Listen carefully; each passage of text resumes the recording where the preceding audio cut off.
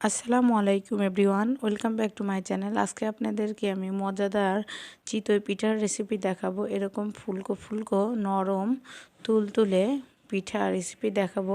রেসিপিটা প্রথম থেকে শেষ পর্যন্ত দেখবেন, তাহলে আপনাদের পিঠাও এরকম সফট হবে।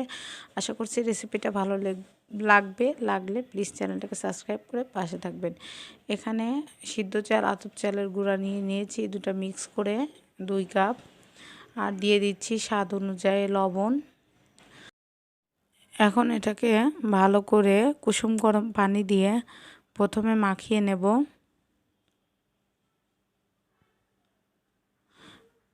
আর এটা মাখিয়ে অন্তত 5 থেকে 10 মিনিট এটা রেখে দিতে হবে, তাহলে পিঠাটা অনেকটা ফুলে উঠবে যখন আপনারা পিঠাটা তৈরি করবেন।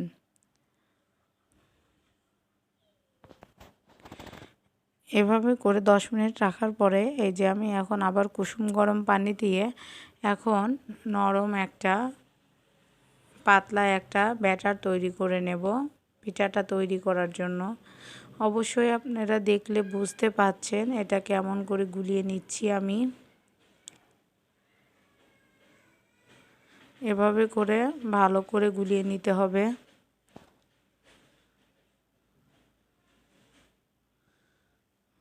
আর একটু পানি লাগবে, সেটা দিয়ে আর একটু ভালো করে গুলিয়ে নিচ্ছি আমি। যত পিঠার উপর থেকে বাবলস উঠবে পিঠাটা কিন্তু ততটাই ভালো হবে আর ফুলকো হবে।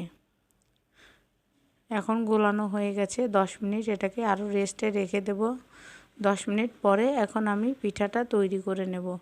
দেখুন পিঠাটার ব্যাটারটা আসলে কেমন পাতলা বা গাঢ় হয়েছে সেটা দেখিয়ে দিলাম আপনাদের।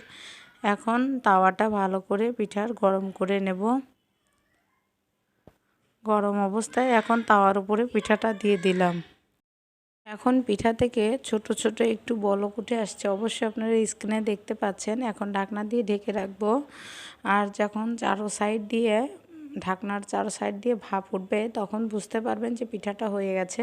দেখুন মাশাআল্লাহ পিঠাটা কিন্তু পারফেক্ট হয়ে গেছে, আর কত সুন্দর ফুলকো ফুলকো পিঠাটা হয়ে গেছে। এখন আমি পিঠাটাকে উঠিয়ে নেব, আর এভাবে করে আমি আর একটা পিঠা দিয়ে দেব। আর এই যে আমার আর একটা পিঠাও হয়ে গেছে। এভাবে পিঠা তৈরি করলে আপনাদের পিঠাও হবে পারফেক্ট হবে। আর আশা করি রেসিপিটা ভালো লেগেছে, আর যদি ভালো লেগে থাকে অবশ্যই আমার চ্যানেলটাকে সাবস্ক্রাইব করে পাশে থাকা বেল আইকনটা ক্লিক করে রাখবেন, যাতে আমার পরবর্তী রেসিপি নোটিফিকেশন আপনাদের মোবাইলে পৌঁছে যেতে পারে। আর এই পিঠা শীতের ভিতর এনজয় করবেন। আজকের মতন এখানেই বিদায় নেব। আল্লাহ হাফেজ।